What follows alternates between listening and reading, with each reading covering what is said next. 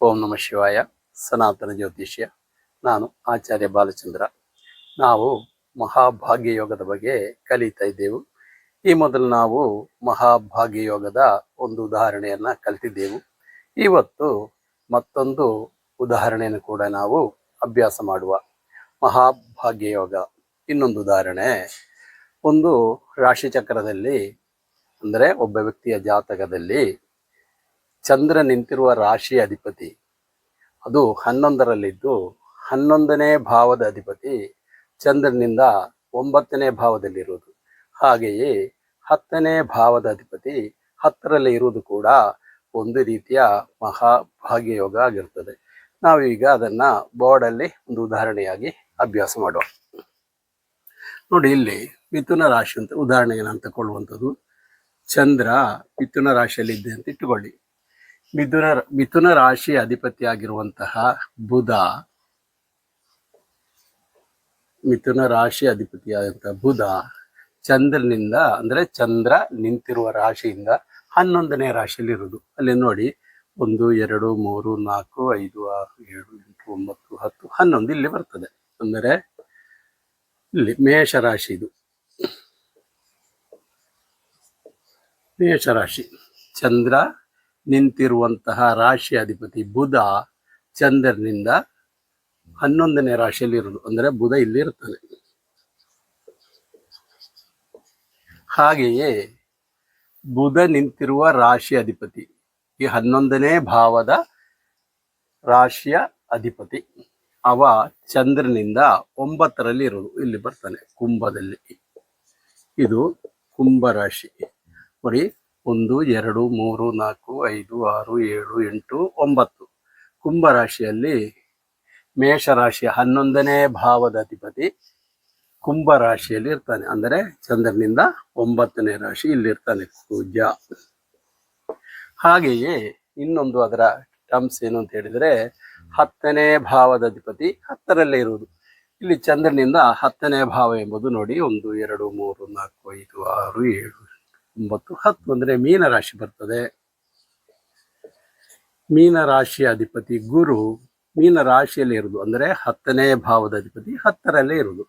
ಹೀಗಿದ್ದಲ್ಲಿ ಅದು ಒಂದು ರೀತಿಯ ಮಹಾಭಾಗ್ಯ ಯೋಗವನ್ನ ಕೊಡುತ್ತದೆ. ಇದು ಕೂಡ ಮಹಾಭಾಗ್ಯ ಯೋಗವಾಗಿರುತ್ತದೆ ಅಂತ ಹೇಳಿ ಇದು ನಿಮಗೆ ಗೊತ್ತಾಗಿರಬಹುದು ಅಂತ ನಾನು ಭಾವಿಸ್ತೇನೆ. ಅದೇ ರೀತಿ ಮಹಾಭಾಗ್ಯ ಯೋಗದ ಇನ್ನೊಂದು ಉದಾಹರಣೆಯನ್ನು ಕೂಡ ನಾವು ಅಭ್ಯಾಸವನ್ನ ಮಾಡುವ.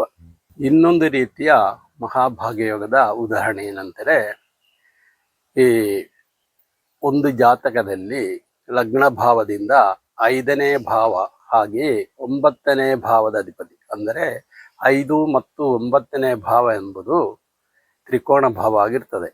ಅಂದರೆ ಒಂದು ಜಾತಕದಲ್ಲಿ ಲಗ್ನದಿಂದ 5ನೇ ಭಾವ, ಉದಾಹರಣೆಗೆ ನೋಡಿ, ಇಲ್ಲಿ ಒಂದು ವೃಶ್ಚಿಕ ಲಗ್ನ ಅಂತ ಇಟ್ಟುಕೊಳ್ಳಿ. ಇದರಿಂದ 5ನೇ ಭಾವ ಎಂಬುದು ಮೀನ, ಇಲ್ಲಿ ಗುರು ಇರ್ತಾನೆ.